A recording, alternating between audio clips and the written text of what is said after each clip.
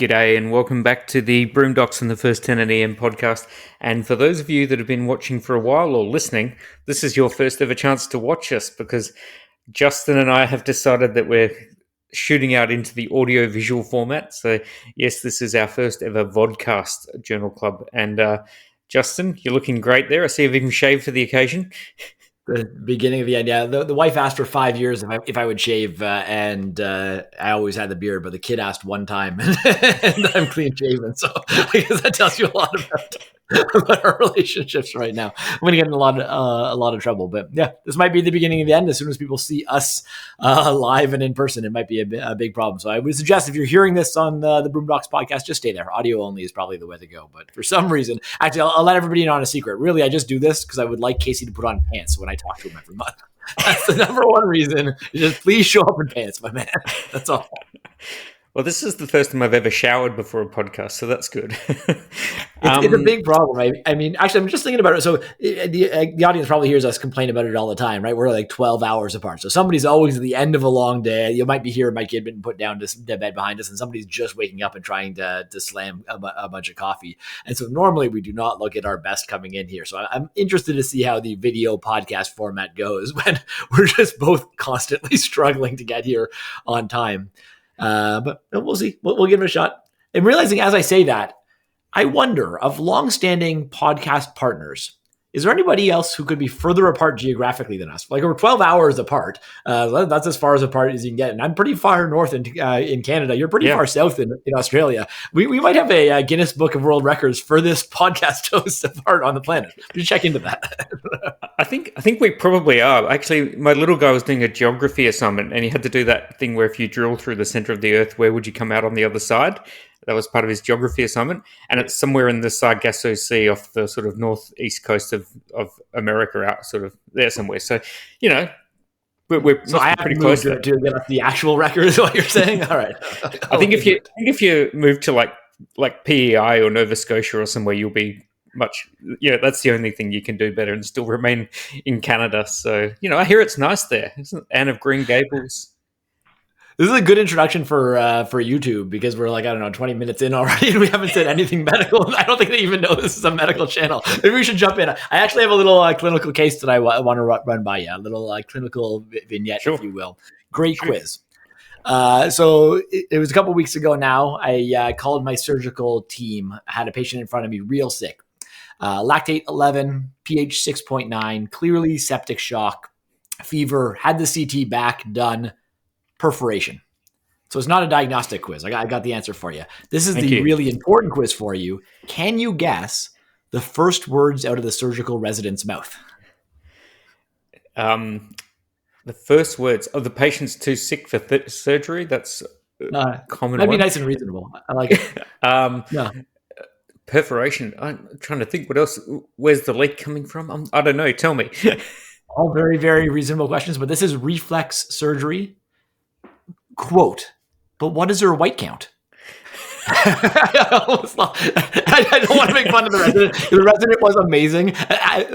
Was down in 10 minutes to the emergency department. This was 2 a.m. Looked after this patient, was great with the family, but I just could not stop internally laughing at the reflex of this patient is going to die. Well, what's the white count? It was great. It made my entire month. That's beautiful. That's kind of the equivalent of you're on the Boeing 747 that all the engines have cut out and you're crashing into the sea and the stewardess comes and tells you, "Have you got your tray table up for landing?" It's that sort of equivalent sort of loss of situational awareness, but just sticking with what you know. Yeah, that's exactly it. Yeah, cool. I guess we should get into some actual medicine and just to let you know that I have made allowances in the budget for hair and makeup, so we should be good if this pans out okay. All right? All right, I like it. Cool. All right, let's start off with the first paper of the month. And the first paper of the month is a biggie. This is by Palatinus et al. In Resuscitation just a month or so ago. It's the early administration of intramuscular adrenaline. Is it improving survival from out-of-hospital cardiac arrest? So another epinephrine or adrenaline paper. This one's titled Adrenaline, even though it comes out of America, which is weird. I don't know what's going on there. I didn't catch that part of it because I'm just so used to seeing both now. Yeah. This one, it's actually going to be a theme for a couple papers this month where I had already thrown the PDF out a couple times, and it got sent to me by like 4 different people being like, have a look at this paper. And so eventually I got my arm twisted into including it on the podcast. So people are obviously interested in it. And I guess the headline news here is pretty exciting. I mean, we've talked about epinephrine a number of times in arrest, and I'm not sure, and we can talk about this in terms of how you interpret a paper like this, but I'm not really sure that epinephrine does a whole hell of a lot for our patients. And this is, unlike some previous studies that we've talked about, it's not an RCT. It's a before and after study, 1,400 cardiac arrest patients, out of hospital cardiac arrest. And their old protocol was just standard ACLS. And that took place a pretty long time ago, over a very long period of time. And that'll be important. So it was 2010 to 2019.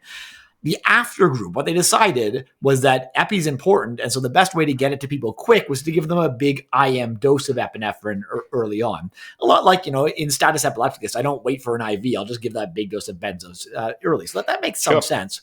Otherwise, ACLS was exactly the same. So that was the one change in the after group. They started giving as soon as the epi was warranted. At the same time, you're trying to start an IV, you give them a big dose of IM epi. And it worked. So people got epi about 3 minutes earlier when you gave it IM, which is great. Their primary outcome was survival, which is generally something we want, survival to hospital discharge. It's 11 versus 7%. So that's a 4% absolute improvement, which sounds fantastic. Yeah. And maybe even better than that, this is neurologic outcomes. So it's 6 versus 10%. So not only are they alive, but they're alive and functional. Although those numbers seem weird to me. So that means that basically everybody who survived had perfect neurologic outcomes, which just doesn't fit with the studies that I've seen on this before. It's a little bit weird. Yeah, but just to catch. Oh, sorry. Just going back in history, 10% is a pretty high number for these out of hospital cardiac arrest survivals. And if most of them are neurologically intact, that's gangbusters good. Yeah. Yeah, and this isn't you go look back through, you sort of think with these numbers that maybe they're just talking about VFib arrest or something like that, but no, this is all comers. So I mean, they may be a very, very good EMS service, but they're having excellent outcomes, at least excellent outcomes reported in this data set, and that may be part of the problem. But again, this takes place going all the way back to 2010, and the finishing group is finished all the way up to, I don't have the date written down, but 2022 kind of thing. I was it's more than a decade. And you can imagine a lot of things changed over a decade. And so some of the things you could just guess at that might have changed outcomes. Who knows what they're doing about ECMO or hypothermia or airway management. And so just something changing over a decade of practice in a before and after study could easily change outcomes. And in fact, they tell us that. So they have their baseline demographic data. And they say right there, in the after group, the later group that also got the IM epi had way more bystander CPR. 70 versus 56%, 14% increase. That's one of the most important factors. They were also 3 years younger on average. So right there, that in and of itself, 3 years younger, 14% more bystander CPR, that explains a 4% increase in survival to me. And so now there's going to be confounders in a before and after study. And to me, the EBM takeaway is that when you're looking at observational data, it's really important to look at the other available scientific literature, and observational data just can't overrule RCTs. And we have big RCTs on epinephrine, and it's questionable. We might get a mortality benefit, but we know for sure that there's not a neurologic benefit in those studies. And so you can't claim a neurologic benefit here in a before and after study when it hasn't been there in the RCTs. And that sort of is a big hint that all of this is bias. All of this is confounders. Now, they're good enough outcomes that I think probably a follow-up RCT is warranted, but this is not practice changing, I don't think. I think this is all bias. This is almost certainly all confounders when I read this paper. Yeah, this is a really good example of how a paper can look great on the surface, and when you look at what actually happened and look at the biases, you really need to read the fine print. It's interesting that in this paper, if you look at the absolute numbers, if you look at the IV group, almost all of the IV group that got IV actually got intraosseous adrenaline rather than IV. So I think in the total numbers, it was just under 300 got IV and nearly 700 got intraosseous. So they called them the same thing. But in my mind, if you're an EMS provider going to the scene, it would be really interesting to know if that 3 minutes was taken up with multiple failed attempts at IV. it would be great to see a study where they just went straight for their IO as soon as they arrived on scene, which is pretty much the same as jabbing in IM. Like, I imagine it would be 15 seconds difference. So how much time was lost, and is that a confounder as well? There has actually been another trial published, I think, just this week or last week, which I was going to say, you're foreshadowing one amazingly. I didn't know if you were keeping up with the literature. There's two big RCTs, I think both in JAMA or New England Journal, downloaded. I haven't read them yet. So actually next month, December, tune in. Yep. We will have IO versus IV and cardiac arrest there. I probably will have a blog post out next week. That's the plan, at least. Yeah. We'll talk about cardiac arrest more. I mean, I think the interesting thing is I'm not sure what you do. So I actually don't use epinephrine in cardiac arrest. It gets given automatically, so like I don't have to ask for it, but I just don't care that much. But if you're somebody who really believes in epinephrine, and that's a huge part of what you're doing, if you wanted to make the argument that, look, like I want to get it in as quick as possible, and the best way to do that is IM, like I guess I can't argue with that, but 5 milligrams IM. We don't have a 5 milligram syringe. So like you're going to spend an early arrest when there's lots of stuff doing, drawing up multiple vials to give an IM dose of epi. It seems a little ridiculous to me. I wouldn't change HDLS at all based on this study. That's for sure. No, absolutely not. And as we've said many times in this podcast, we're not really convinced that epi makes a patient-oriented difference. So how fast you give it probably doesn't really matter if it doesn't make a difference either way. Really interesting. I think a better title for this paper would be, hey, aren't Americans getting much better at doing bystander CPR? Because if you look at across the world, all the different countries, like you go to Scandinavia and it's like pretty much everyone gets bystander CPR. And this showed a nice uptick by 14% of people getting bystander CPR over that time course. So, and that's, when we talk about the chain of survival for out-of-hospital cardiac arrest, I would have titled this paper, aren't we good at doing bystander CPR? Because that's probably the big take home here, is that is one thing that we think does make a difference, and great that it happened more often in this cohort. So excellent. Move on. Yeah. Cool. All right. Ready to rant, Justin? You're willing to let me jump into this next topic because, oh man, this might get a little bit dangerous. It's the end of the day. I'm maybe a little bit unhinged already, and the rant might. You cut me off. Cut me off if you need to, because this one could get a little ranty. And I guess we should tell the audience what we're talking about. So we're talking about PECARN. This is the lead author is Leonard. This is in Lancet Child and Adolescent Health 2024, and it's the PECARN C-spine rule that we're going to talk about here. I think by the time this podcast comes out, I guess it depends on our editing schedule, my YouTube video on PECARN will be out. And so if people want really ranty, that's like 20 minutes of nonstop ranting. So I'll try to keep it a little bit less than that. And let's start with just the science. So this is, the PECARN group is huge. They gave us their head injury rule. They've tried to give us some not so good chest pain and abdominal pain rules, but they're a good research group. And this is a huge study. It's a derivation and a validation.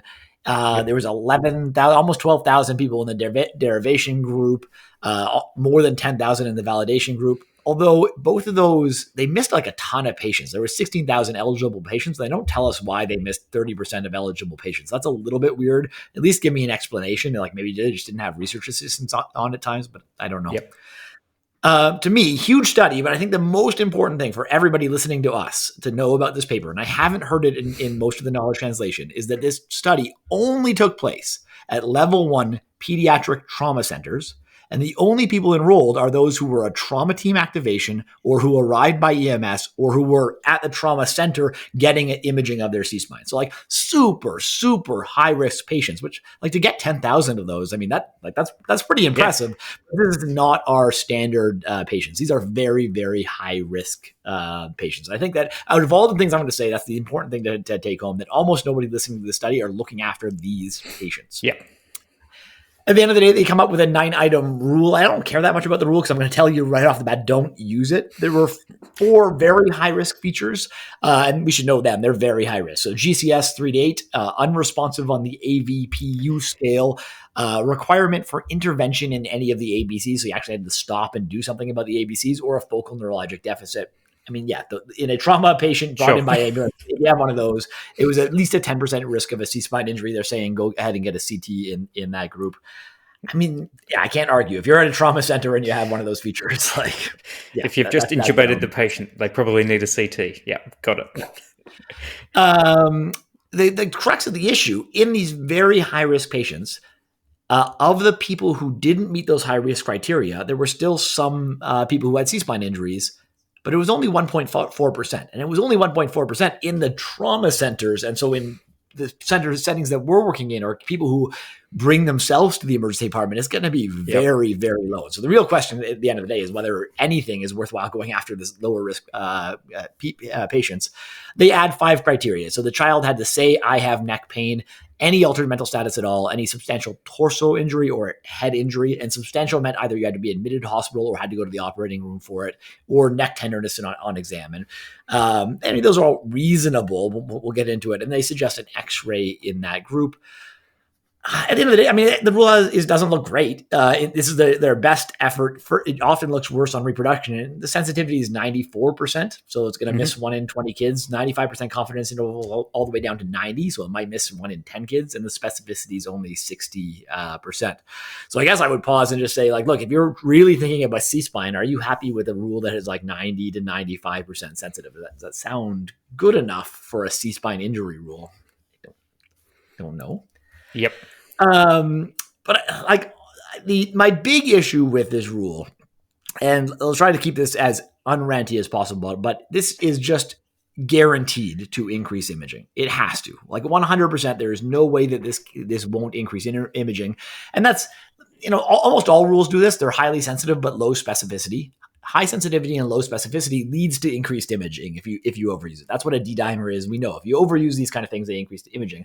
But I just want you to think about what this rule actually says, because I think people get too caught up in the numbers and they're going to think about, it's 95% sensitivity, and we can debate all that. But what this rule says, so imagine you've ordered a CT scan and you're ready to image somebody's neck. This rule says that if the patient has no pain, no tenderness, no focal neurologic deficits, is awake, and has no other substantial injuries, you can cancel that CT. Why the hell would anybody ever order imaging in somebody who has no pain, no tenderness, and no focal neurologic deficits? Like, who in your right mind is ordering that test in the first place? So there's no way. This could never possibly lower imaging rates in a sane doctor. There's no way, because you would never order imaging in this population. And so all it will do is lead to confusion. Is that really tenderness? Is the kid a little bit scared? Oh, I don't know what's tenderness, so now I'm gonna image. Or did I really intervene in the ABCs? There's so many ways that you could get this wrong. It has to increase imaging, and the way it has to increase imaging is because, I work in 2 sites that are very peds heavy. I've imaged. I don't know the exact number, but it's almost certainly less than 20, maybe less than 10 C-spines in my entire freaking career. So This is just a non-issue. You're inventing a rule for something that is just in pediatrics. It's not a geriatric patient who's demented and can't feel and can't talk to you. Either they have pain or they don't, or they have neurologic deficits, or they you just examine the patient. Why do we need this freaking rule? Anyway, I think I've talked a long time in a row. I'll let you maybe get a word in or two, and maybe then I'll start ranting over top of you, because this one really, it really worries me. If this gets out there, we are going to hurt so many children. Okay, pause. Okay, I'm okay. Well, the good news is, Justin, is I checked my phone this morning and it's already up there on MD Calc, so it's already out there, buddy. So you can plug those numbers straight into MD Calc on your smartphone, and off you go. And I love MD Calc, but just because it's on there doesn't necessarily mean that it's worthwhile doing. So it's already out there. I completely agree. C-spine injuries in kids are really rare, and significant C-spine injuries, they're usually what we would call in Australia dog's balls obvious, in that the kid comes in with half their head hanging off, or you're intubating the kid. So those kids fine. So, we didn't really need that initial 4 high risk factor mechanisms, because that's just that's what medical school teaches us. Kids sick, yep. do imaging. It's that second group which is really problematic, and it is very subjective, because tenderness, it depends how hard you push, really. I can make anyone's neck seem tender if I push hard enough. You can make any kid jump off the bed and say, ouch, if you push hard enough. So I really think it's not a useful metric for deciding who you're going to image or who you're not going to. I think that subjective neck tenderness is useful. I work in a centre where we see significant trauma, so we see quite a lot of high-speed MVAs and things like that. And all the kids that I've imaged in recent years have actually had negative CTs. And we've still been stuck in that dilemma where now the kid's got pain or neurological deficit and a negative CT. What do you do with this kid? Because we're a long way from an MRI. And so I think that group is really tricky, and I think it really comes down to your clinical examination of the child rather than no rule is going to help you. I think this rule is basically just going to, like you say, make you image a lot more kids. I think the study that you want to see, and I would really love to see, is they still haven't done an implementation study of this. And having listened to your rants over the years, Justin, I imagine it's going to be a good 10 to 20 years before we get an implementation study done somewhere independent of this research collaboration. And I would really love to see the study where you compared this to clinical decision making on its own using doctors' intuition, because I think, as you've said many times, I think that it'll be roughly the same. And this one seems pretty obvious to me that the outcomes are going to be the same based on what we do. As you said, pretest probability is everything in these clinical decision rules. And if you're working in a quaternary pediatric trauma center where kids are getting helicoptered into you, go for it.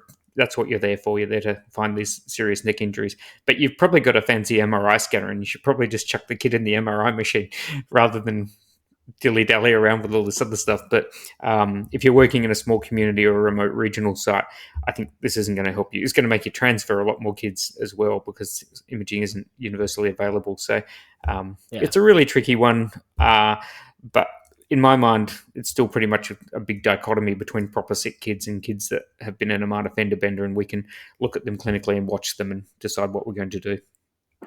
Yeah, I think that, we always in our podcast try to get two things. Like clinically, we both agree. Like this is a do not use it at this time. Who knows? Maybe more research will be done, and maybe at some point we change our mind.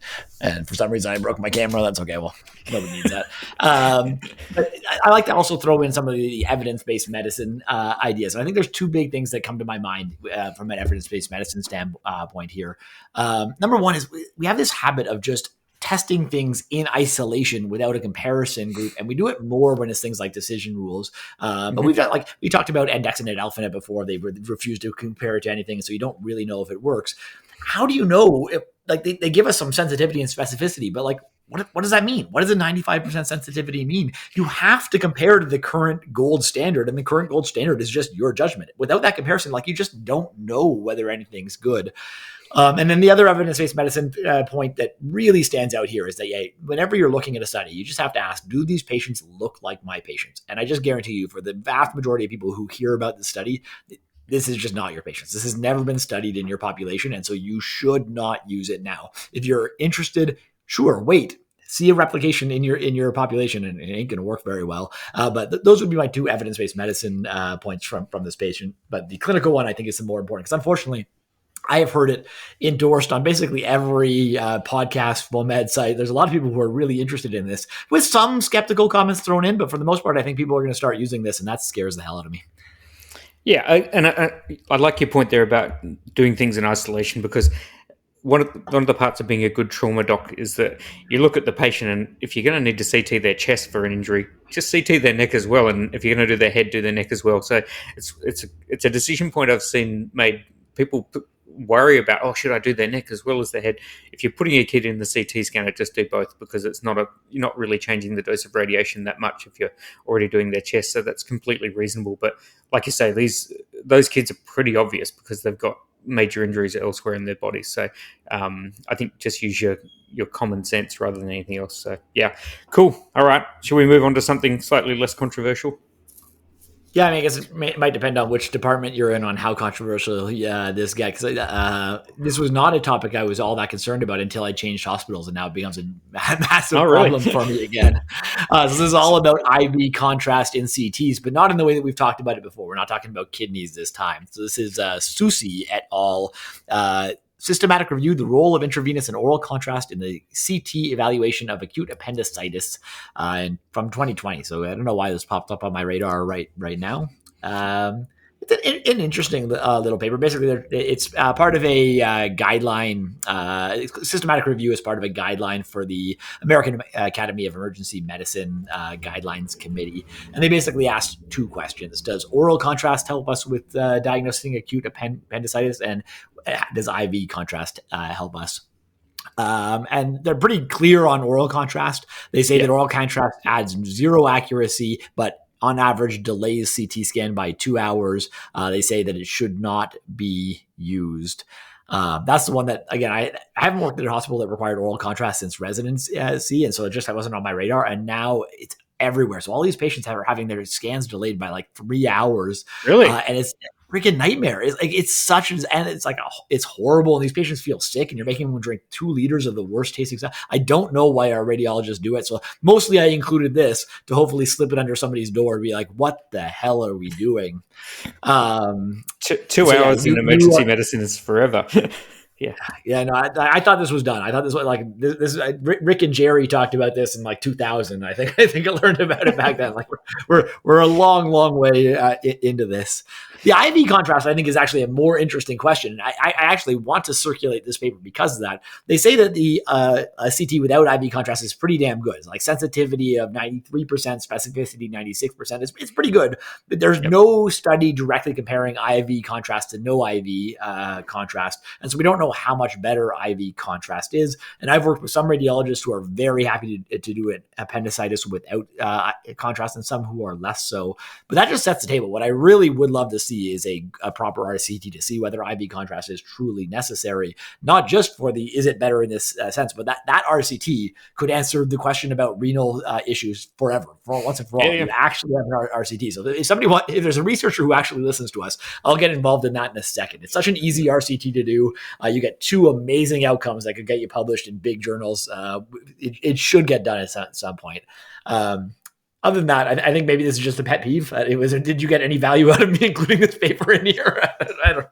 Oh, no, I think the oral contrast thing in Australia, I think, has completely gone, the way of the dinosaurs sort of 10 or 15 years ago. I remember doing it, maybe 10 years ago where, we'd have to call the radiographer in from home, and then they'd have to come in and get the stuff out of the cupboard, then they'd go home again, and then they'd come back 2 hours later, and it was just horrible. And so we haven't given oral contrast forever unless you've got a question that's specifically requiring that, but not appendicitis. I think the IV contrast thing is interesting. I think IV contrast, I'm going to be controversial here and say I think it's worth doing, because if you've got someone who are equivocating about whether it's appendicitis or not, like if you say you've clinically examined them and you've maybe done an ultrasound or something and you haven't been able to work out what the actual diagnosis is, you're sort of in that 30-30-30 ball where you're not really sure. It could be appendix, it could be something else.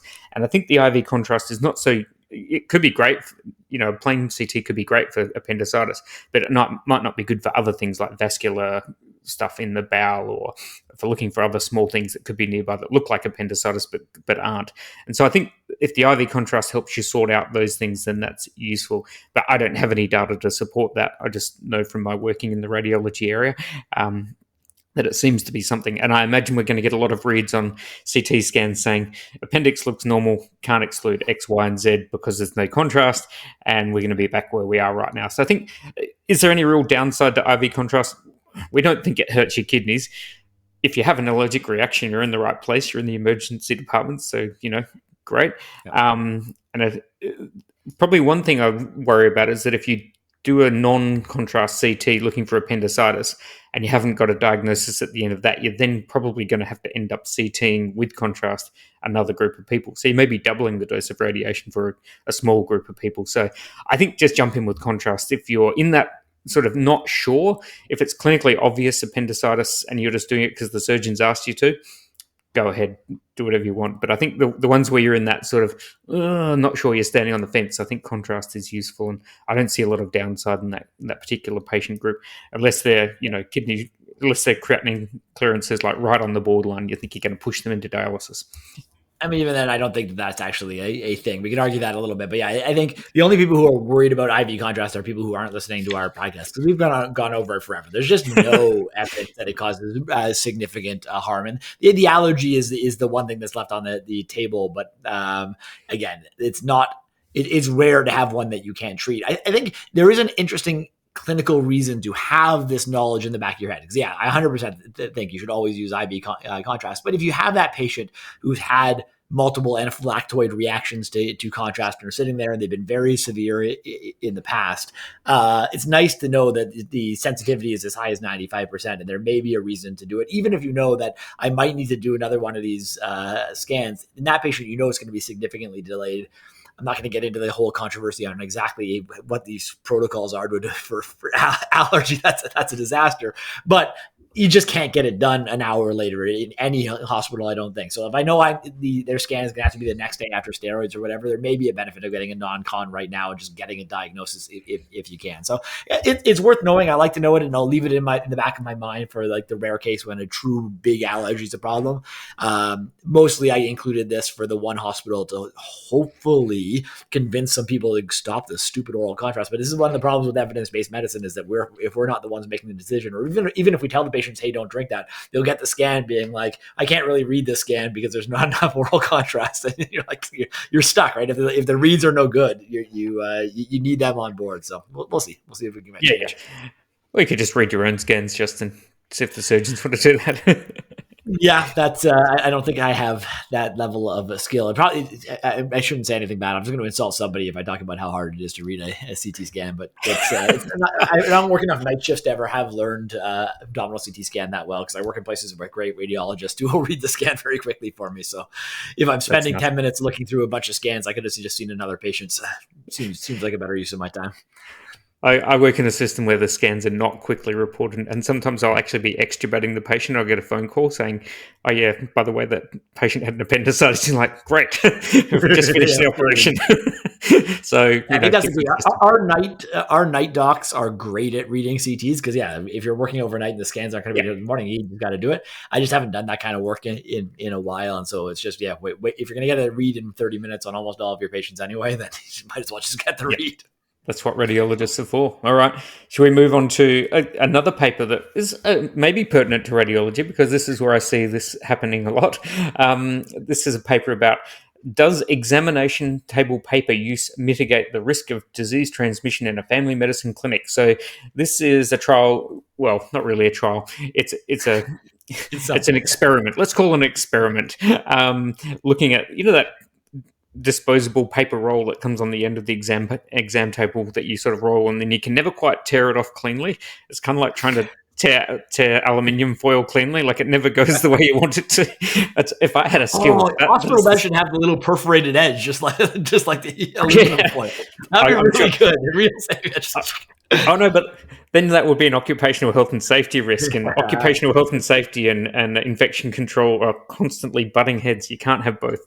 I think we're in different systems, though. I get paid per patient that I see, so every extra laceration we cause in the emergency department, I'm just thinking ahead. I get paid for laceration. It's good.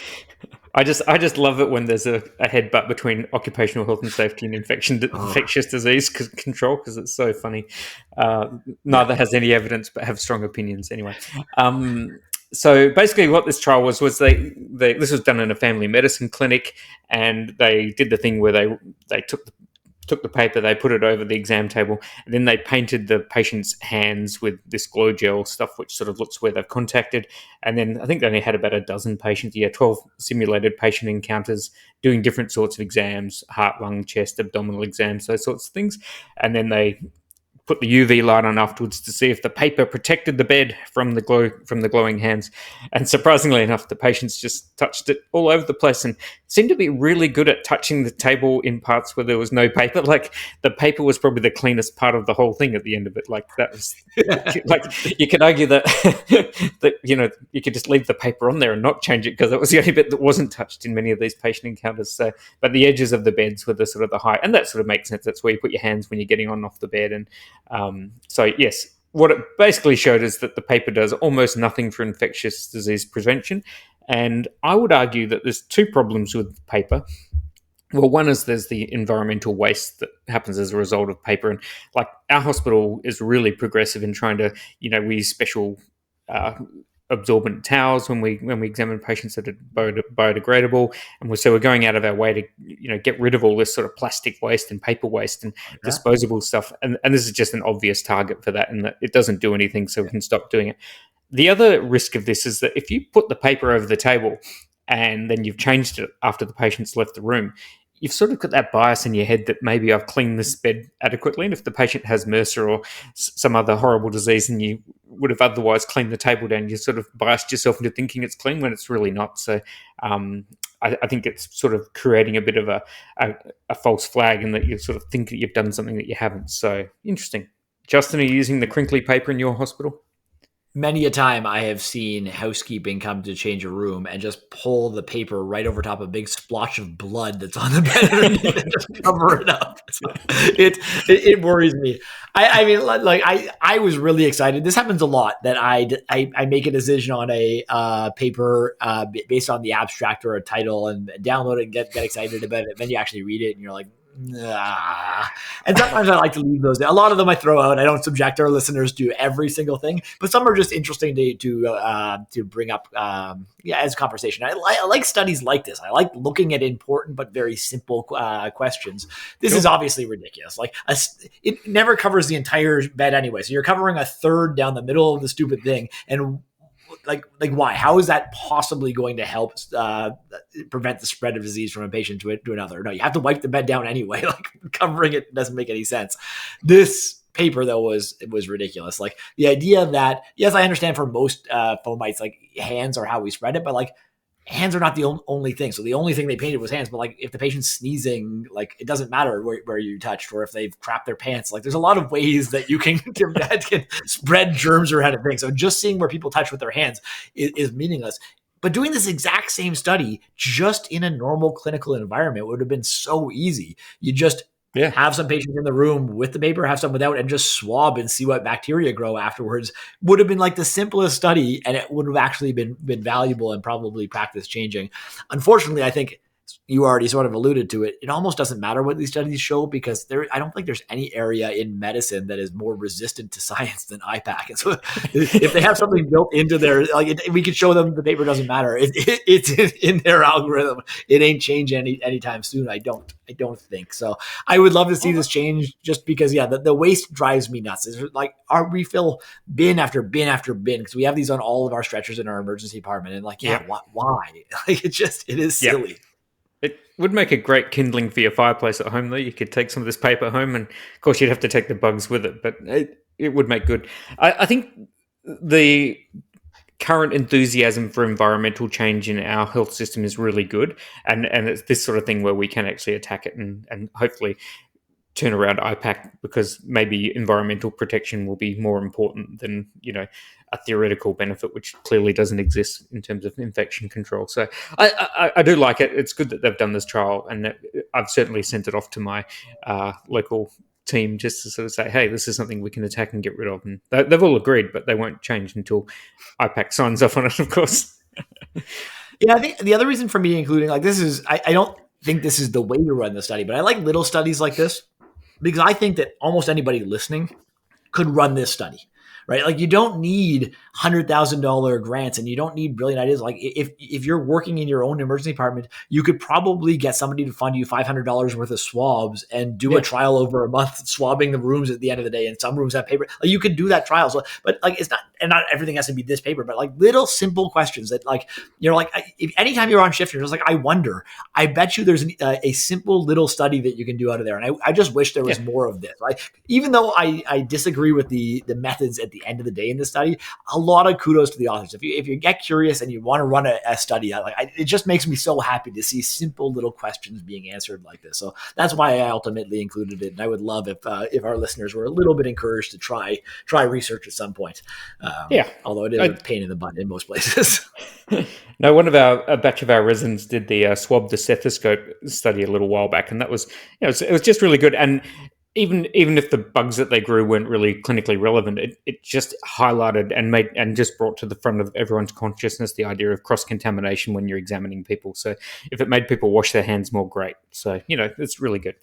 All right, we'll move on to the next paper, which is, once again, not a trial that we're discussing, but this is sort of an editorial piece by our good mate Scott Weingart and his team, Ryan Barnacorn-Bracey. And they're the guys that run the shadow boxing series over on the MCRIT website. If you've ever wanted to dive deep into some cases, there's some really fascinating stuff where they go through and do it step-by-step shadow boxing case run-throughs, which I find really useful for my practice. So really good.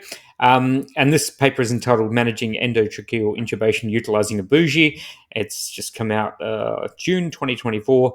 And for those of you that don't know, Scott and his team have done a lot of work on looking at really diving down into the sort of micro skills of intubation. And there's a great format that Scott's developed with his team, which is called the taxonomy of errors. I'll put a link up anyway, but I use it for my own airway audit here in Perth, and I find it really useful. So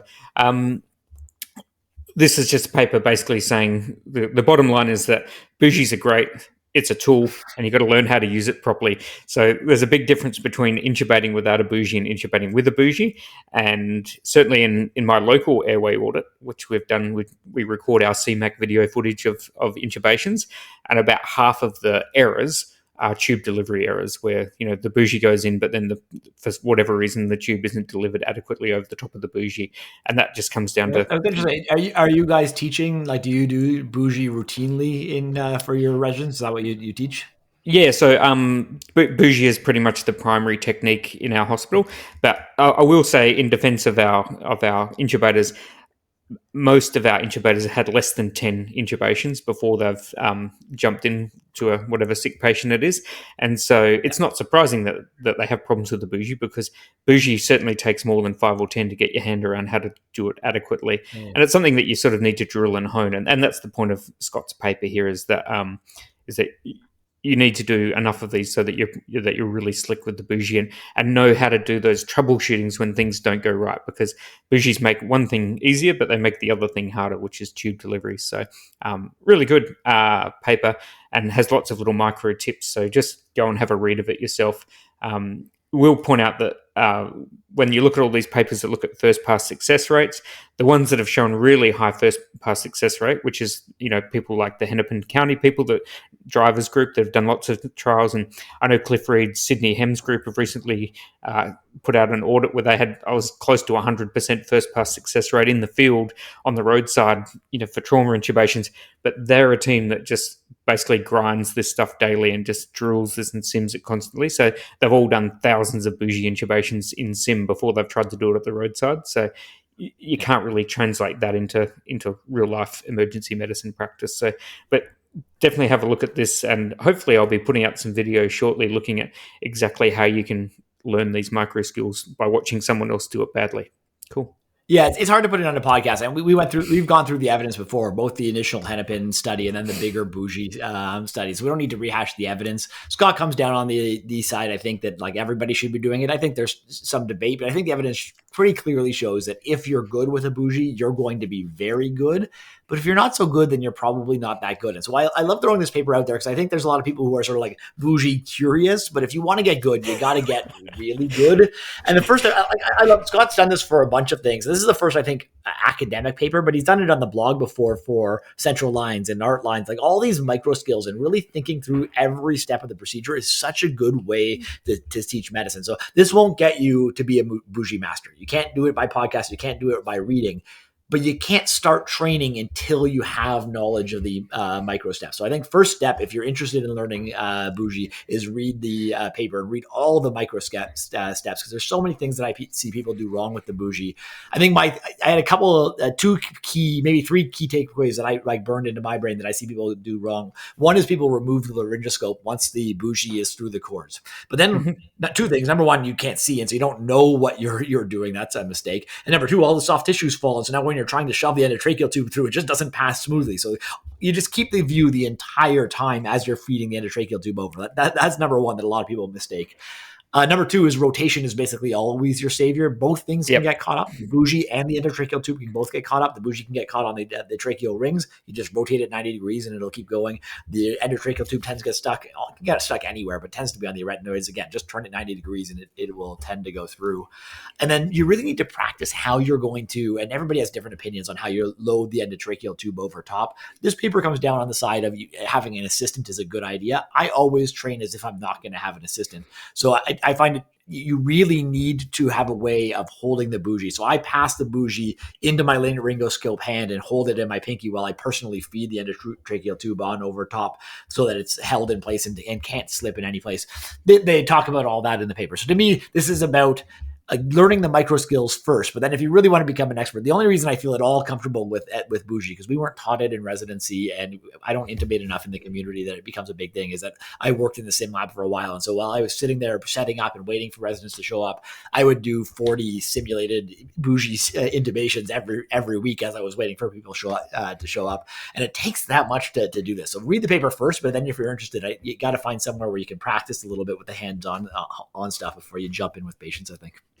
Yeah. Actually, I was lucky enough to spend a couple of days with Rich Levitan just about a month ago, and in a cadaver workshop, which was amazing. And go and have a look at Rich's website as well, because he's someone that has thought so hard about this. So go to airwaycam.com. I do love the phrase bougie curious. Another tip that I've been trying to enforce with our learners here, and this may seem obvious, but I find that people don't do it, is that they have a young tox patient, they've pre-oxygenated them, they put the laryngoscope in, they've got like a grade 0 view where they can see all the way down to the carina, and they still go in with the bougie. And so one of the things that you're allowed to do is just put the bougie down and just intubate like you would have previously, because you're actually just adding 30 seconds a minute to your intubation. So if there's a great view, you're allowed to put the bougie down. Just because you're a primary intubation hospital doesn't mean you can have to use it 100% of the time. So just that micro decision making of, this is a really easy one, I'm just going to throw the tube in, which is what we've been doing for 100 years in medicine. And if it's a grade 2 and there's a bit of angulation, sure, use the bougie, but it's still there. But you don't have to use it just because it's in the room. My other tip, which I think I was chatting with, I can't remember who it was, about connector hold-up. So the classic is when you've got an assistant and you go to railroad the bougie, and the bougie always gets stuck on the connector.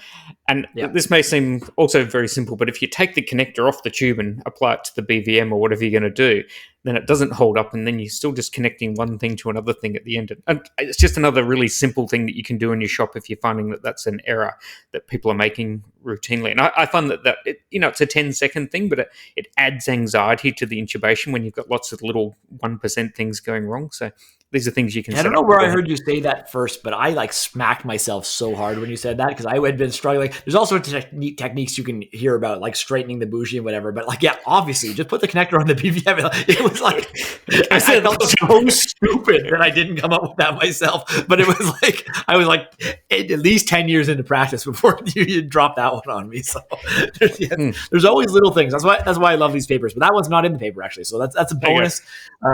Casey outwits Scott Weingart here. I'm not sure if that's true. It's just plumbing at the end of the day. So you just it's there's lots of really good stuff. And I don't know if you've seen Levitan's developed this other thing that's called a USB, a universal bougie. Essentially, have you seen this product?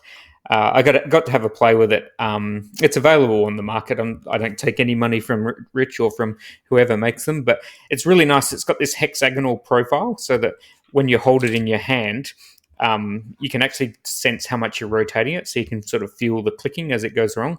And it's also got it basically works as a stylet, because that last little bit of the bougie that you're always trying to turn into sort of a hockey stick has a little bit of metal in it, so you can keep the bend at what shape you want.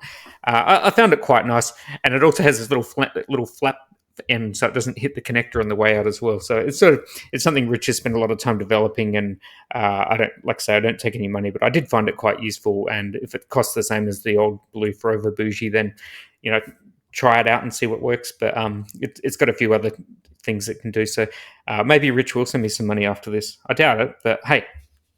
We'll move on. It's not the way the world works, but we'll still talk about good products. That's the problem. Good products don't need to pay for advertising, because we're going to talk about them anyway. But I haven't had a chance. I heard about it a couple of times, but I haven't seen it in person. But I also don't go into the vendor halls at conferences anymore, so maybe I'll never actually see any new equipment. That's just not. Yeah, I just spent 2 days with Rich just intubating dead people in a cadaver lab, and it's got its pluses and minuses, and certainly it's got a few little quirks which solve some of the common problems we have with bougies, particularly the rotation. Just sort of helps you work out where you're at. Yeah. Cool. Yeah. All right, we'll move on to yet another trial that probably doesn't tell us anything about the world. Do you want to start off with that one? Well, this seems to be my Scott Weingart point of the section, because really I threw this in because I heard it on MCRIT, and so I'll plug. We probably won't do nearly as in depth a conversation, but Weingart talked to Farkas, and I can't remember who else he had on that thing, but really in depth conversation about this paper. And at the end of the day, it's not even really critical care. It's sort of a hospitalist paper, so probably don't need to have that much detail for us. It's in JAMA from 2024, so recently published. Lead author was Lowe, and it's the HAPPEN study. It's an interesting study. It's an RCT, 300 patients. The population is the only weird bit. So it's COPD patients after they've been on BiPAP for 6 hours, still requiring BiPAP use, but not requiring the ICU. Which all my hospitals, you need to go to the ICU to be on BiPAP, and maybe that's a stupid rule, but so it just doesn't really apply to the hospitals that I work with. Non-ICU BiPAP patients is what they're looking at, and you are looking at low intensity versus high intensity BiPAP settings, which is really just tidal volume. So when we intubate patients, we've really been focusing on those low tidal volumes for a long time, and that's what the low tidal volume is. That's 6 to 10 mils per kilogram. That's pretty standard. And then they compared that to high intensity, which is 10 to 15 mils, targeting that area. And that's an interesting question, especially with BiPAP. There's questions about pressures and insufflation and aspiration and a bunch of things that you don't have in intubated patients, but still the same questions about intubated patients and ARDS and all the other stuff.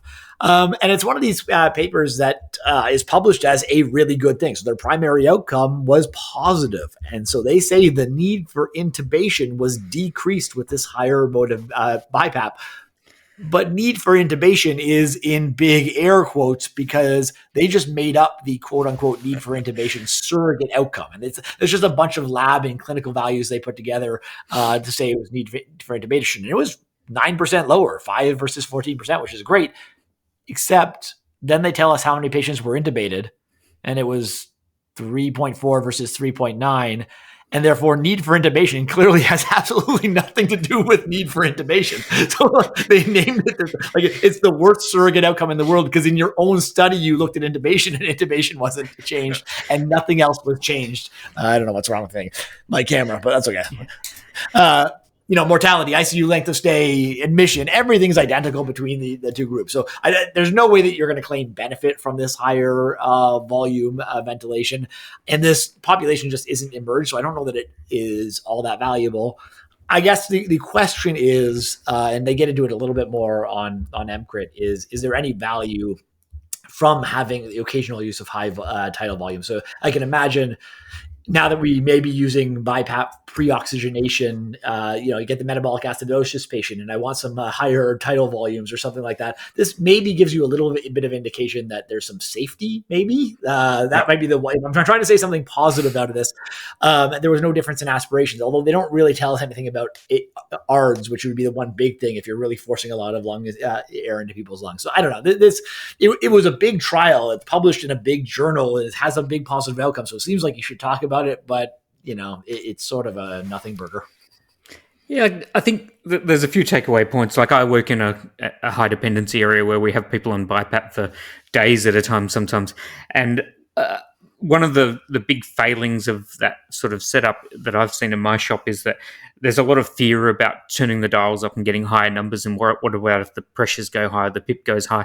And I think this does give us that sort of reassurance that we're not, going to kill people by having a peak inspiratory pressure that's higher than what we're sort of traditionally comfortable with. And using higher tidal volumes, there's often a huge leak in someone that's been on BiPAP for a day or two, because it's just impossible to keep a mask seal 100% of the time. So I think using bigger numbers, bigger tidal volumes, killing the dead space, which is often the problem in a lot of these COPD patients, it's all good stuff. And I think from my HDU practice, it's going to sort of allow me to sort of reassure the nurses that are looking after these patients and that those numbers are fine. We can just keep doing that. And I'm very much a suck it and see sort of critical care doctor when it comes to these sort of HDU patients that we're going to be looking after for a few days. Like, we try something, and if it doesn't work, you do something else. And this just gives us it sort of pushes the parameters of what we can try, I think. So we can try slightly bigger tidal volumes. And there was a increase in sort of bloating and distension of the abdomen, which is not, just what you'd expect if you push more air down someone's throat. But hey, we're in a HDU. We can always turn it off and try something else, or stick in a nasogastric tube if it's becoming a big problem. But, there's lots of things you can take away from this. It is really interesting in this trial that need for, I don't know how that got past the sort of editorial board review, or when they were designing the trial, so your need for intubation is at 15% and you only intubated 3. So does that mean that 12% of the time you were negligent? What does that actually mean? It's just, it's like clearly the wrong metrics are being measured here. So it's a great example of crazy metrics sort of driving what we all know as common sense. So, the trial should have really been powered for actual intubation. That would have been the main thing that's all we really care about, is did the patient need to go to the ICU afterwards or not? So cool.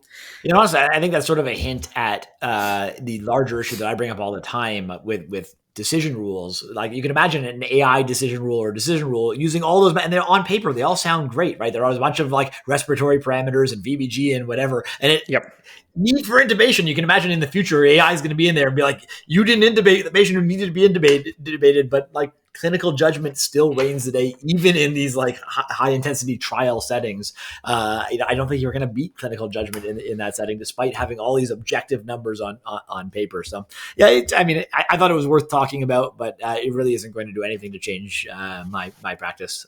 So I'm happy to move on if you are. Yeah, let's go. So our next paper is by Coyle et al., and it's antibiotic prophylaxis in pediatric dog bite injuries, infection rates and prescribing practices. I presume we're talking about the humans with the pediatrics. They weren't baby dogs biting humans. Just want to see where the comma goes. I'm not sure I read the paper close enough to be sure about that, or humans biting baby dogs. There's a lot of combinations that could happen here, but either way, I don't think that the paper is going to change my practice if it's any of those combinations. So we're probably okay no matter what it says. So just to describe what they did here, this was a single center trial where we looked at management of dog bite injuries. And so there's a chart review. So there were 600 and something kids with dog bites, and 92% of the patients were given a prescription for prophylactic antibiotics, after the initial wound management in the emergency department, and 88% of them filled the prescription, which tells you that whole delayed antibiotic script just doesn't work, because only 4% of people would have done that if they'd went that way. And essentially what it showed is that there was really not much difference between the two groups. So being on antibiotics didn't really make it less likely. The risk of infection in this cohort was super low. So we're talking 5.8% in the antibiotic group. So really low. So very low risk of getting infection. And I think that is different to my practice in that these were patients that presented early, got a really good washout using a pulse irrigation wound management system, and either got a primary closure or dressings, and got looked after really well. And so they were always going to have a low risk of infection, and giving that group of patients antibiotics is what this trial shows is it pretty much doesn't make any difference. And if you get a pussy wound, you can always come back to the ED, because it sounds like you're already pretty good at coming to the ED. The patients I tend to see are the ones that present on day 7 when their flatmates are complaining that their leg smells bad. And, so different cohorts. So that group definitely needs antibiotics, whereas this group, very different group of patients. But they're not prophylactic antibiotics. And they're not prophylactic. That's true. Yeah. That is true. Yeah, I threw this paper out initially. It's just not really worth talking about because it doesn't give you any scientific information. But then I heard it talked about on 2 different podcasts. One of them talked about prophylactic antibiotics as gospel, and another one said, "We'll never get an RCT of this because there's no equipoise. We can't possibly study this." And I was tearing my hair out. I almost turned my car off the road. First of all, there are RCTs on this already that show no benefits. So what the hell are you talking about? But I think you take a step back. Again, it's a lot like the PECARN one where people just lose track of common sense. So you're running a prophylactic antibiotics just don't make sense the way they're described in these studies. What we're going to do is give 100 patient antibiotics so that 5 patients don't need to take them 3 days from now. Like that's what it is. So like the whole, like people will claim it. They'll say the benefit is fewer people needed antibiotics in a few days. It's like, but you can't say fewer people needed antibiotics when 100% of people were put on antibiotics. That makes no sense at all. So you would have to be assuming that a huge number of people aren't coming back once their wound gets infected, and you're getting really complex, severe, horrible infections. And maybe outside of your population, that just isn't happening. That doesn't happen. There's no massive, horrible dog and wound infections. You can wait 2 days, and when it gets a little red, and you give antibiotics then. Now, this is one of the times you made a joke, but this is actually one of the times when I actually think delayed antibiotics may not be a bad idea. Prophylactic antibiotics is a dumb idea, but do I really need somebody to come and sit 3 hours in the emergency department to tell me, hey, my wound's infected? I'm like, yeah, your wound's infected. That's right. I'm pretty happy to give somebody a dose of antibiotics and be like, here's what an infection would look like. They can be pretty serious, so I would suggest getting it looked at by a doctor, but like take the antibiotics, and if it's starting to get red and whatever, just take the antibiotics. And I think that deals a little bit with your compliance issue. Like if you're in a setting where people aren't going to come back, I'm not going to start them all on antibiotics right off the bat, but I don't mind having the prescription in their back pocket. So if in 3 days it looks a little bit red, like sure, whatever. I think that has to decrease antibiotics overall, but still be a better strategy. I can't be too much on a high horse. Like, look, I do think that the studies so far have all been negative. That this is another one that showed no difference in the in infection rate between antibiotic group and no antibiotic group. But the studies are very, very low quality. But I don't actually need the study because, as I say, if you take a step back, the whole concept of giving 100 people antibiotics to try to prevent 3 from needing them in 5 days is just nonsensical. It's stupid. It doesn't make any sense. So I know for sure prophylactic antibiotics is a really bad idea. And I had to rant because I heard people talk about it like, and you can see in the study, what was it, 92% or 95%, something like that. Yeah. Everybody's getting prophylactic antibiotics, and it makes no goddamn sense. And our best RCT so far showed that you don't need to do it. I'm not sure how much all the irrigation stuff you talked about matters because I've done this huge wound series before, and I can't find any good evidence that irrigation helps either. Like, I don't know. I think most of this comes down to immune system, and antibiotics are a wonderful thing. But in the worst studies, infection rates are between 5 and 10%. So for the vast majority of the time, you're almost fine no matter what you do, and you just have to deal with the consequences. That's not to say if you have a dog bite, I'm going to clean it out. Like it would be dumb not to. But I have heard the other take on this is like you can do no antibiotics, you can close it, but only if you spend 35 minutes scrubbing it out. Like, I don't know. I put it under some tap water for 5 minutes, and like it's fun. Like, I don't know. And anyone who wants to know anything about wound management evidence, go back and read Justin's series. Was it 5 or 6 posts in a row? Was it? I can't remember. Maybe more than that. So I just started recording some of them into YouTube. So if you're watching it on YouTube over the next couple of months, there'll be some evidence-based laceration repair stuff coming out. I'll plug it here now. Like and subscribe. That's something that YouTube people say.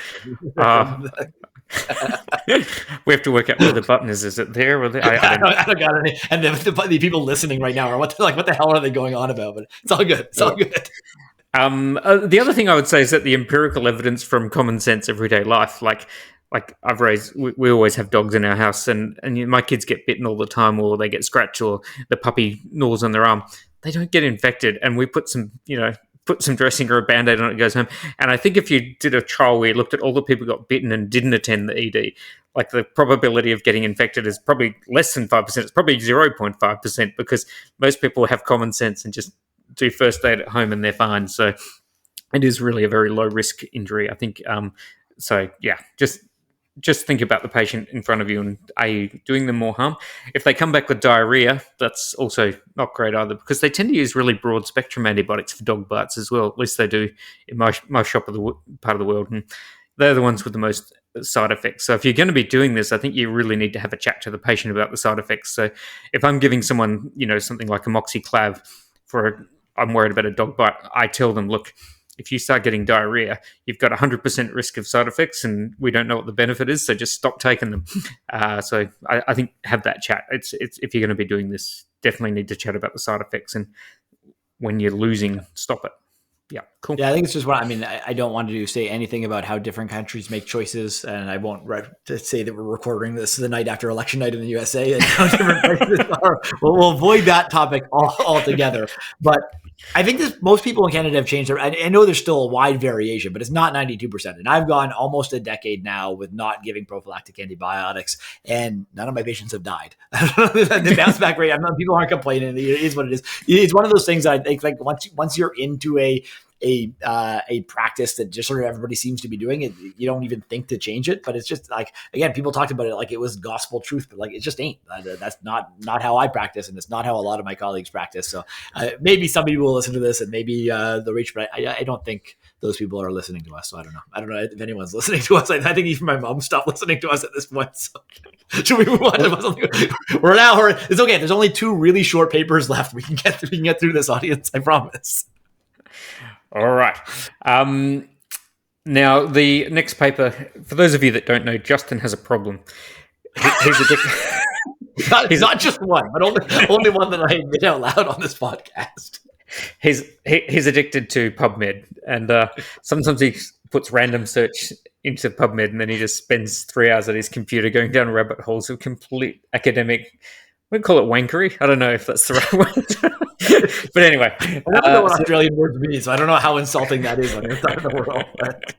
So like, just accumulating knowledge for the sake of knowledge, which isn't going to help anyone that's listening to this, but hey. So this paper is entitled Height and Lung Cancer Risk, a meta-analysis of observational studies. This is in PLOS One. This is 7 years ago. This was during the last Trump presidency. Anyway, so basically this question is being tall a risk factor for having cancer, essentially? And it's a very interesting question. I don't know there's a lot that you can do about it. Like, before I send this to you, did you know that height was a risk factor for all cancers? Like in retrospect, it seems obvious, but like height is a risk factor for cancer. I did actually, mainly because... Mainly from, not know that. No, from the veterinary literature, I know that large dogs, because like I've done a lot of research into this. Because so large breed dogs are much more likely to get cancer than small dogs. Small dogs are more likely just to yap a lot and get killed by their owners, I think so. So yes, large dogs are more likely to get cancer, and so I presume it's the same in humans. So if you're a gangly 6 foot something basketball, you're more likely to get cancer than us petite normal people. Yeah. Justin, tell me, why did you give some of this? Completely clinically irrelevant, but so the idea is just the more cells you have, the more chance that one of those cells becomes cancerous. That's that. I don't know why that never got through to my brain in medical school. I mean, I took a few days off to drink beers in the afternoon, so maybe it was just one of those days. But yeah, for every extra 10 centimeters your risk of lung cancer goes up by 6%. But like I think it ended up being more than an hour on PubMed. Like everything, I found papers for breast cancer, colorectal cancer, lung, prostate, melanoma, endometrial, ovarian, kidney, lymphoma, leukemia. Like every cancer, the taller you are. Like I wouldn't think your pancreas size changes that much with height, but the taller you are, the more likely you are to have pancreatic cancer. Maybe this is just because I'm not tall, and like, my brother-in-law is 6'6", and my best friend is 6'4". Maybe I'm just trying to make myself feel better. Maybe that's all this is. But that's kind of dark. There are so many confounders that we could talk about. Yeah. We could spend weeks and weeks talking about all the confounders. But if you have a read through the paper, interestingly enough, that argument that you put out there that being taller, you've got more cells, therefore you're more likely to get cancer. If you look at the breast cancer literature, having large breasts is not an independent risk factor for breast cancer. And that's obviously a very simple study to do, because like women with size D breasts obviously have a lot more breast cancer cells than women with smaller breasts. So you'd think that would make sense. Being obese and having large breasts does make you more likely to get cancer, but that's probably something to do with obesity and lifestyle, and there's lots of other confounders. Probably the best one that I picked out of this in terms of confounders was the insulin-like growth factor. So if you're a tall person, you've got more of these sort of subtle hormonal things going on with growth factors, and we all know that they stimulate cell division, and so you're probably more likely to have it as a result, and that's why you got taller in the first place. So maybe that's what it is. So who knows? I don't think there'll be a queue of people wanting to get their legs amputated to prevent their risk of breast cancer or lung cancer. But hey, fascinating paper nonetheless. Yeah, I don't know why I found it so interesting, but I did, even though it is just what we talk about all the time. Almost certainly a bunch of confounders, and who knows, not the greatest science. There you go. Yeah. It's interesting. I did have one other paper. I'm not sure if I sent you the version with it. Did you get the version with the gene therapy? Oh, I'll tell you yeah, about it absolutely. anyway. Yeah. I Yeah, found it great super paper. fascinating. This is a New England Journal of Medicine paper, so pretty big. There's some problems, but it's called the Bean Gene 2 trial, I think. Yep. Like we've been hearing about genetics for a long time, and it's been 20 years since the Human Genome Project. It's one of those things like it Yep. always seems like therapies are a long way off, and so this is like one of the very first really successful trials that I've seen. So it's a multicenter phase 3 trial for hemophilia B. Yep. And it's a before and after trial, so it's not an RCT, but they're looking at prophylactics. So these are men with pretty severe hemophilia. They had to have factor levels less than 2%. And so because of that, they're getting routine injections of factor 9 to prevent bleeding at baseline. And they compared it before period where they were just getting their normal factor 9 to an after period where they gave them gene therapy using a viral vector genome. You got something like 5 times 10 to the 11th vector genome copies per kilogram, which sounds like a pretty big dose. I like that a lot. I want to know how they count that. I don't know.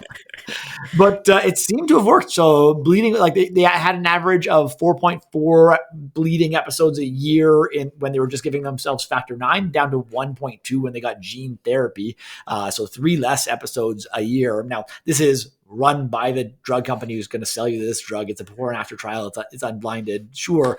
But, a before and after design where you're your own control for something like this makes some sense. And bleeding is relatively objective. I don't have to make a decision about it. So I don't have to be too critical about the actual drug. And my bet is you could tear this paper a lot. But I just thought it was interesting to throw out there. We were pretty pessimistic. There's a lot of negative trials. And to some extent, I think throughout our careers, it's felt like we have done most of the low-hanging fruit. The aspirin trials are gone. The thrombolytic trials for MI are done.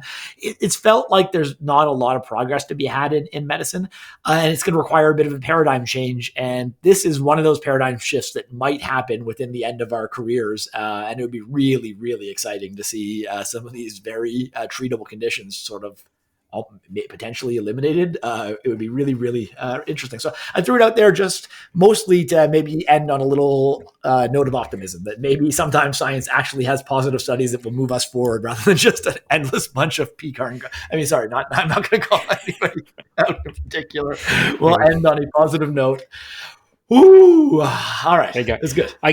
I'm old enough, Justin, to remember when I was an intern, all the patients with rheumatoid arthritis that would come in with horrible complications, mainly from steroids and the treatment of their disease. Yeah. And they just don't come to the emergency department anymore. So they're on all the DMARDs, they're on all the MAB drugs, and they're out there and they're seeing their specialists in the clinic, and they're no longer having to come into hospital to get treatment. And that's just amazing. And so I think this is really useful. This trial is very interesting in that it sort of gives you a bit of a glimpse at the future of how a lot of these genetic diseases are going to go, because we have this amazing viral vectors that can deliver these new genes to these patients. So hopefully they can make their own factors or whatever it is that they're deficient or have too much in. But there's a downside. And so a good number of the patients couldn't have it because they had autoantibodies already against the adenovirus vector. And then in order to control that, a lot of them ended up having to go onto steroids to try and prevent their own immune system attacking the virus. And so there was the main side effect of this drug was actually from the steroids, which is, where we were 20 years ago with some of the other immune therapies. So it's quite interesting. And none of this is going to be magic bullet. Like there's no magic bullets out there in medicine, and everything needs management. But if we can take these patients, and probably the most important thing with this cohort was that the joint disease that they suffered, there was a really significant reduction in the joint symptoms. And so that's something that actually makes you functionally better in your life. So I don't care what their factor levels were, but if they don't end up with sore knees or ankles or whatever, then that's really good. So it did look really promising. But like everything, no magic bullets, but this is the way that the future of medicine is going to be. And I think as emerged doctors, we need to know about what's happening out there so that we're going to be dealing with the side effects and the consequences of these therapies. I don't know anything about the side effects of most of the MAB drugs that come to the market. And whenever I have a patient come in with some fancy new drug that's got 3 Zs and 2 Xs and ends in AB, I have to go onto a Google search to work out what the hell could be going on. It's usually pretty much anything could be going on as a result of those drugs. But I think over time, we're going to have to develop a better understanding of these new therapies, new agents, and what they mean for us in terms of acute care, because we still are going to have to look after these patients, but just with a whole new set of problems, unfortunately. Yeah, I've tried, I think, more than 10 times now to write a blog post on the side effects from immunologics, and I just get such a headache every time. I've never completed the project, but one day, everything an emergency doctor needs to know about immunologics will be published. But yeah, just the names, I get confused. They all sound the same. It's nice that they did the naming protocol. The IBs are different than the ABs, although I still don't actually know what the difference is, but they are different in some way. It's important. In some way. By the time you've written that blog post, we'll be onto a whole new genre of medicines. So yeah, that's fine, mate. Keep that one on the back burner, maybe. Yeah. Cool. All right, mate. Well, fascinating. Thanks for the introduction to some new science, because I really appreciate that. And we'll have those all available. This is our first ever video, which is going to be up on YouTube. So I presume people can put, horrible comments in the section down below and tell us what they really think. Is that what we normally do with YouTube? We will not be reading. On your blog post. You can just edit them a lot better on your blog post. Is that what you're saying? Yeah. I'm always interested to see what people say. And I actually think that negative comments are great. I think YouTube feeds off of that. So the more negative comments you leave us, the better it is. So I'm happy about that. It's nice to see, as always. It's a shame. This is the 1 year anniversary. I was down with you in Perth this time last year, and it's a shame to have to be doing this remotely. But maybe one of these days we can be in person again. But this is nice. It's nice to be able to get together in video format, not just audio format. Well, I do have another conference I can invite you to, but it would require 40 hours in an aeroplane to give a 20-minute talk. So, if you're down with that, 40 hours in an airplane from anywhere to Perth, right? Even from your own country, you're just as far as you can get from anything. Pretty much. All right, mate. Good talk, and we'll see you again maybe sometime around Christmas. See ya. Yeah, that'd be great. Take care, mate.